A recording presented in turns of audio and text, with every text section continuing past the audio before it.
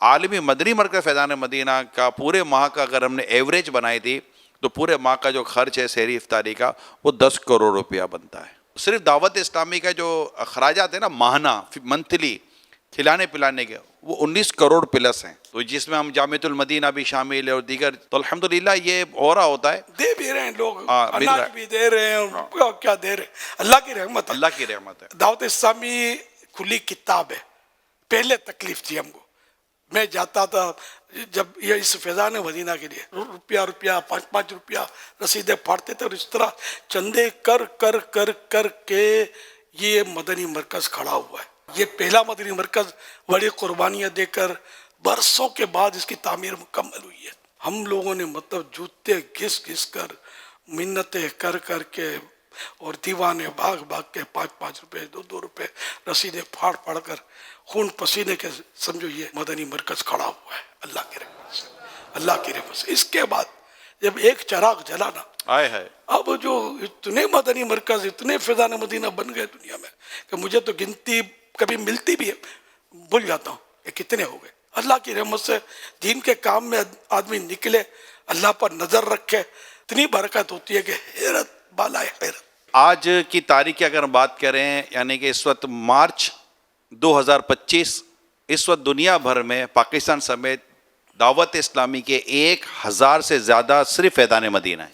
اللہ اللہ, 1000 سے زیادہ ہو گئے. 1000 سے زیادہ فیضان مدینہ اور خدام المساجد کے تحت دعوت اسلامی نے جو اسلامی بھائیوں نے آپس میں مل کر اس وقت 7000 سے زیادہ مساجد بنا لی ہیں. سبحان اللہ.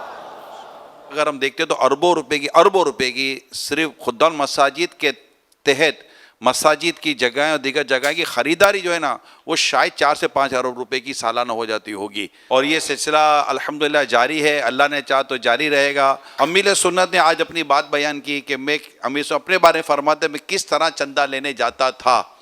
آج صرف میں ان سے ڈائریکٹ بات کر رہا ہوں کہ جو دعوت اسلامی والے ہیں, اسلامی بھائی اسلامی بہنیں جو کہتے ہیں کہ یار ہم سے چندہ نہیں ہوتا, یار ہم چندہ نہیں کر سکتے, ہمیں شرم آتی ہے, صرف میں ان سے ڈائریکٹلی بات کر رہا ہوں, مہربانی کریں. جب خرچ کرنے والے ہاتھ زیادہ اور کمانے والے آمدنی والے ہاتھ کم ہو جائے نا تو پھر مسائل پیدا ہو سکتے ہیں.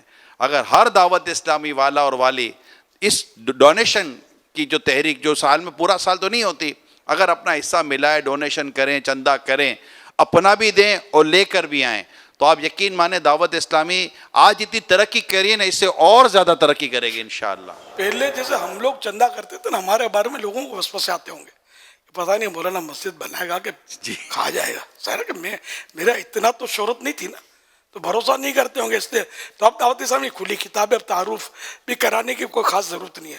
اب اگر اس طرح بھائی ہمت کریں نا تو ابھی ان کے اوپر چھتری ہے یار, ہم لوگ ہیں نا آپ کے پاس یار, عمر پہ تو بڑا ہوں تو بڑوں کی چھتری ہوتی ہے نا, میرے پر کوئی چھتری نہیں تھی یار, ہم اکیلے ہی تھے, اور چھوکرے تھے بیچارے جو وہ تو غریب ڈے, تو ان کی کوئی اپروچ نہیں, کوئی سورس نہیں. بعض اوقات یہ ہوتا ہے کہ دعوت اسلامی کے پاس چونکہ ہم بتاتے ہیں کہ ہمارا اربوں کا خرچہ, تو اگر آپ کو اربوں روپے مل ہی رہے ہوتے ہیں نا, یہ کیونکہ ہمیں بتانا پڑتا ہے کہ ہمارا 1 ارب 40 کروڑ روپیہ تو صرف مہینے کی سیلری ہے, 19 کروڑ روپیہ مہینے کا صرف کھانے پینے کا خرچہ ہے, اور اس کے علاوہ دیگر اخراجات جو ہیں وہ ہیں 80 سے زیادہ شعبے. تو بعض اوقات ایسا ہوتا ہے کہ دعوت اسلامی کے پاس لگتا ہے پیسے بہت ہیں. میں آپ کو بتاؤں, سال گزر رہا ہوتا ہے نا, جیسے ابھی ہم چندہ کر لیں گے نا تو ہمیں ہماری مالیت بتائے گی کہ آپ کا یہ چندہ اتنے مہینے تک چلے گا, آگے آپ کے لیے سیلری کے مسائل ہو جائیں گے.